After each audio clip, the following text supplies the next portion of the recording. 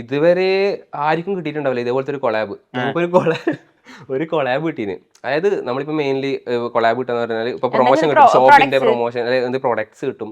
ഇത് ഒരു ചേച്ചി എനിക്ക് മെസ്സേജ് ഇട്ട് പറയാ, മോനെ ഞാൻ നിന്റെ ഒരു കുടുംബം നിനക്ക് എത്ര വേണേ പൈസ തരാം, എന്റെ ഒരു മാസത്തെ സാലറി ഞാൻ നിനക്ക് തരാം, എനിക്ക് വേണ്ടി ഒരു വീഡിയോ തരണം. ഞാൻ ചേച്ചി പറഞ്ഞോളൂ എന്താണ് പ്രൊഡക്റ്റ്, എന്താണ് പ്രൊഡക്റ്റ് ഒന്നുമല്ല, എന്റെ കുടുംബക്കാർക്കെതിരെ എനിക്കൊരു വീഡിയോ ചെയ്യണം. ഞാൻ എന്റെ ഒരു മാസം സാലറി എനിക്ക് തരാം, എനിക്ക് കുഴപ്പമില്ല, എന്നെ അത്രക്ക് ഉപദ്രവിക്കുന്നത് എന്റെ കുടുംബക്കാർ, അവർക്കെതിരെ ഒരു വീഡിയോ ചെയ്യും.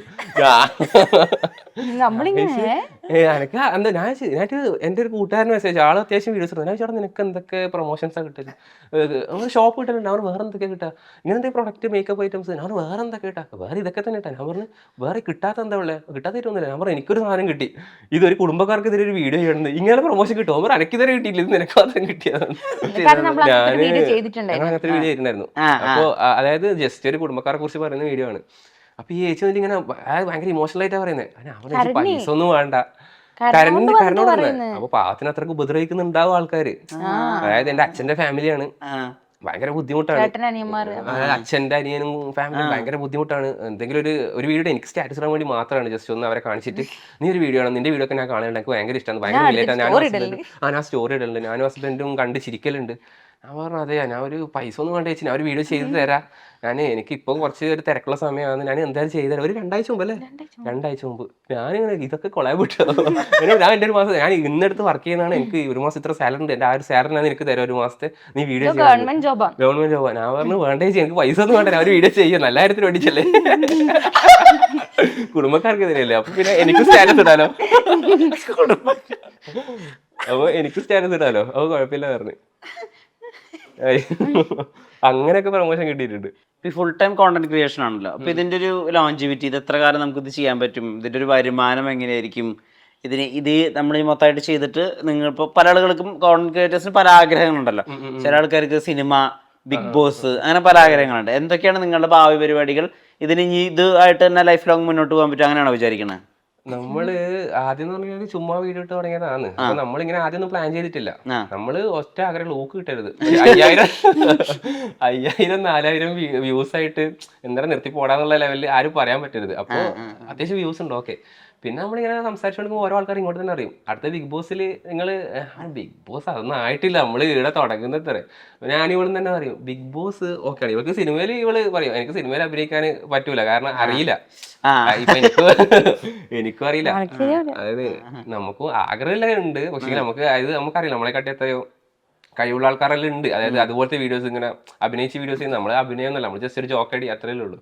അപ്പൊ ബിഗ് ബോസ് പറയും ബിഗ് ബോസിൽ വന്നാൽ നല്ല രസമായിരിക്കും. കുറെ ആൾക്കാർക്ക് കമന്റ് ഇടും നിങ്ങൾ ബിഗ് ബോസിൽ വന്നാൽ നല്ല രസമായിരിക്കും, അങ്ങനെയൊക്കെ പറയും. അതായത് നമ്മുടെ മറ്റേ ഈ വീഡിയോ ഇല്ലേ, നമ്മള് ചീത്ത വിളിക്കുന്ന പറഞ്ഞു, ക്രിക്കറ്റ് കളിക്കാരുടെ പേര് പറഞ്ഞിട്ട് അതിന്റെ ഇടയിൽ വന്നിട്ട് നിങ്ങൾ ബിഗ് ബോസിലോ നല്ല രസമായിരിക്കും, ബീപ് സൗണ്ട് ആയിരിക്കും ഫുള്ള് എന്ന് പറഞ്ഞു.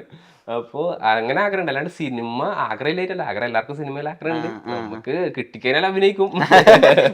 അല്ലാണ്ട് അതെ ടൈം എടുക്കും.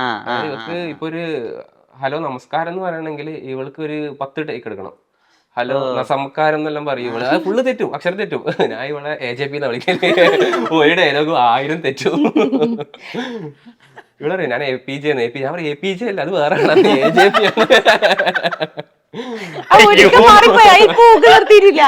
ആരോട് വന്ന് പറയാ എനിക്ക് ഫുള്ള് ടേക്ക് തരും, ഞാൻ APJ, ഞാൻ പറയും APJ അത് വേറെ ആള്, ഇത് AJP.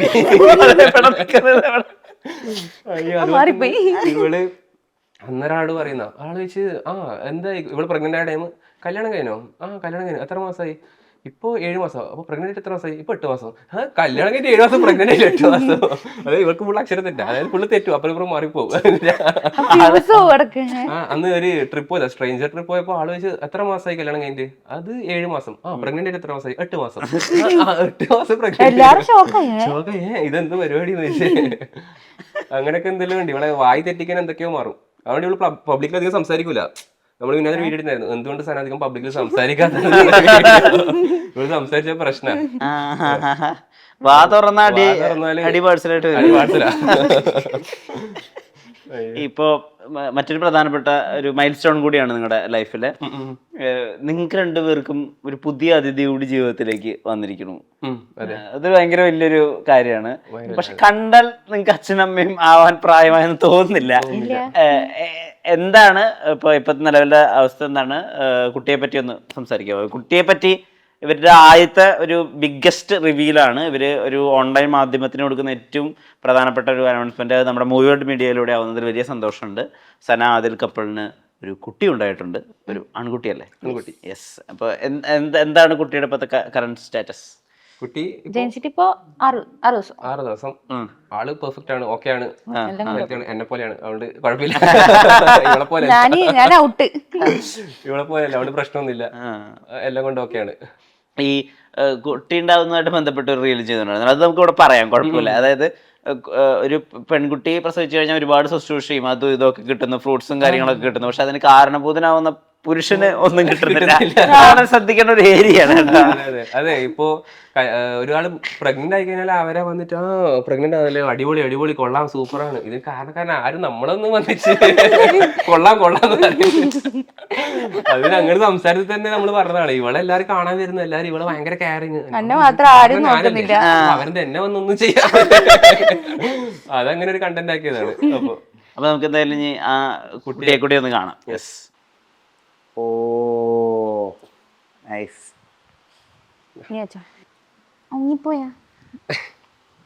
ഞാനെടുത്ത കാര്യം അയ്യോ, ഇവനല്ലേ? നിങ്ങളുടെ ഭാവിയാണ് കയ്യിലിരിക്കുന്നത്. യെസ്, ഫ്യൂച്ചറാണ്.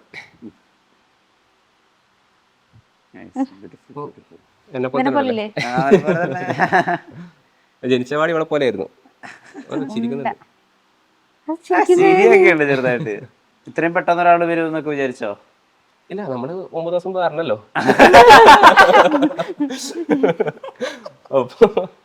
വെയിറ്റിംഗ് ആയിരുന്നു. അതല്ല, ജീവിതത്തിൽ ഇത്രയും പെട്ടെന്ന് ഒരു കുട്ടി വേണം അങ്ങനെയൊക്കെ ആഗ്രഹം ഉണ്ടായിരുന്നു? അല്ല, അങ്ങനെ അല്ല, നമ്മള് കല്യാണമൊക്കെ കഴിഞ്ഞു, അപ്പൊ പിന്നെ ഇങ്ങനെ അറിഞ്ഞു, അപ്പൊ പിന്നെ നമ്മള് ഓക്കെ, കുഴപ്പമില്ല, വന്നോട്ടെ, കുഴപ്പമൊന്നുമില്ല, നമ്മളെ വണ്ടിയിൽ സ്പേസ് ഉണ്ട് ഒരാൾക്കും കൂടി.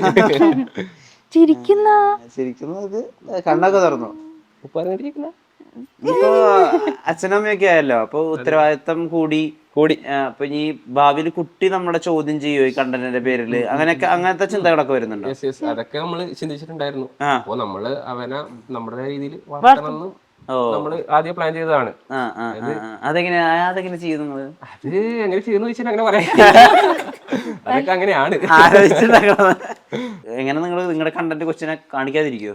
ഇല്ല, അങ്ങനൊന്നുമില്ല. ഇവന് എന്തായാലും ചെറുതിൽ നമ്മള് കുട്ടികൾക്ക് കാണിച്ചു കൊടുക്കൂല. അതായത് കുറെ ആൾക്കാർ വന്ന് കമന്റ് ഇടുന്നുണ്ട്, കുട്ടികളൊക്കെ കാണുന്നതാണ്, അപ്പൊ നിങ്ങള് ഇങ്ങനൊന്നും ചെയ്യല്ലേ എന്നുള്ളത് പറയുന്നുണ്ട്. അപ്പൊ ഞാൻ പറയുന്നത്, കുട്ടികൾ കാണുന്നുണ്ടെങ്കിൽ കുട്ടികൾക്ക് കാണിച്ചു കൊടുക്കല്ലേ. കാരണം കുട്ടികൾക്ക് ഇൻസ്റ്റാഗ്രാം കൊടുക്കല്ലേ, നമ്മൾ മാത്രമല്ല ഇൻസ്റ്റാഗ്രാമിലുള്ളത്, വേറെയും കുറെ വീഡിയോസ് ചെയ്യുന്ന ഇൻസ്റ്റാഗ്രാമിലുണ്ട്. അതിന് ഫോണേ കൊടുക്കരുത്. കുട്ടികൾ മോശമാവരുതെന്ന് വിചാരിക്കുന്നുണ്ടെങ്കിൽ ഫോണേ കൊടുക്കരുത്. കാരണം ഇൻസ്റ്റാഗ്രാം മാത്രമല്ല ഈ ഫോണില് കുട്ടികളെ വഴിതെറ്റിക്കുന്നത്, വേറെയും കുറെ പ്ലാറ്റ്ഫോം ഉണ്ട്. അപ്പോ നമ്മളെ വീഡിയോ കണ്ടിട്ട് മോശമാവെന്ന് പറയുന്നുണ്ടെങ്കിൽ നമ്മളെ അങ്ങനെയല്ല, നമ്മളെ വീഡിയോസ് കണ്ട് മോശമാവുന്നതാണെങ്കിൽ ഇപ്പൊ നമ്മള് പറയുന്ന കോമഡീസ് അധികം സിനിമകളിലും നമ്മുടേതായ ഒരു സ്റ്റൈല് കോമഡീസ് യൂസ് ചെയ്യുന്നുണ്ട്. അപ്പൊ ഇവര് ഈ പറയുന്നവർക്ക് സിനിമ നിരോധിക്കാൻ വേണ്ടിട്ട് പോവോ? നമ്മളെ വീഡിയോ ചെയ്യരുതെന്ന് പറയുന്നു. അപ്പൊ ഈ സിനിമയിൽ വരുന്ന കോമഡീസ് ഇവർ എന്ത് ചെയ്യും? തിയേറ്ററിൽ പോയിട്ട് പറയും ഇങ്ങനെയുള്ള കോമഡീസ് പറയരുത് എന്ന് പറഞ്ഞിട്ട്. നമുക്ക് അപ്പൊ കുട്ടികൾക്ക് അവരെ കുട്ടികൾ മോശമായിരുന്നു, അവരെ കുട്ടികൾക്ക് ഫോൺ കൊടുക്കരുത്. ഈ ഇൻസ്റ്റാഗ്രാം മാത്രമല്ലല്ലോ, ഇൻസ്റ്റാഗ്രാം തന്നെ പല രീതിയിലും വീഡിയോസ് ചെയ്യുന്നുണ്ട്. അതായത് എന്താ പറയുക, ഇപ്പൊ ഹാഫ് നേക്കഡ് ആയിട്ട് വീഡിയോസ് ഉണ്ട്. അപ്പൊ അത് കണ്ട് മോശമാകാത്ത കുട്ടികൾ നമ്മളെ വീഡിയോസ് കണ്ട് മോശമാകുമെങ്കിൽ അത് നമ്മുടെ പ്രശ്നമല്ല, അത് അവരുടെ കുട്ടികളുടെ പ്രശ്നമാണ്. ഒരു ഉത്തരവ് അടുക്കി സെറ്റ് ചെയ്ത് വെച്ചിട്ടുണ്ടല്ലേ? ആദ്യം നമ്മള് പറയാൻ വേണ്ടിട്ട് സെറ്റാക്കി വെച്ചതാണ് ഇത്. കാരണം കുറെ അടുത്ത് പറഞ്ഞിട്ടുണ്ട്, കുട്ടികളൊക്കെ വീഡിയോ കാണുന്നത് നിങ്ങളെ ഇങ്ങനെയാണ്, ആ കുട്ടികൾക്ക് ഫോൺ കൊടുക്കരുത്, നിങ്ങൾ യൂട്യൂബ് കൊടുത്ത് കിഡ്സ് മോഡ് ഓൺ ആക്കിയിട്ട് ഇങ്ങനെ കൊടുക്കല്ലേ. കാരണം നമ്മളെ വീഡിയോസ് മാത്രമല്ല, കുട്ടികൾ മോശമാകുന്നതിന് നമ്മൾ മാത്രമല്ല കാരണക്കാർ, മനസ്സിലായില്ലേ? വേറെയും കുറെ ആൾക്കാരുണ്ട്, ഇൻസ്റ്റാഗ്രാമിൽ വേറെയും കുറെ വീഡിയോസ് ചെയ്യുന്നവരുണ്ട്, ഫോണ് തന്നെ വേറെയും കുറെ പരിപാടികളുണ്ട്. അപ്പൊ കുട്ടികൾ ഇതൊക്കെ പോകും. അവിടെ നിങ്ങൾ അങ്ങനെ ഫോൺ കൊടുക്കരുത് കുട്ടികൾക്ക്.